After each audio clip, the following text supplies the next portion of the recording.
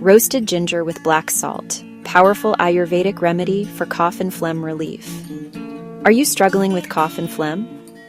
Try this ancient Ayurvedic home remedy that works like magic. Take a small piece of fresh ginger, slice it, and roast it lightly on a pan until golden brown. Sprinkle a pinch of black salt over it. Now chew this roasted ginger slowly when it's warm.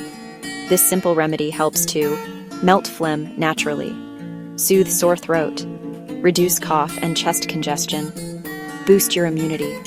Repeat this 2-3 times a day for quick and natural relief. Say goodbye to cold, cough, and mucus, the Ayurvedic way.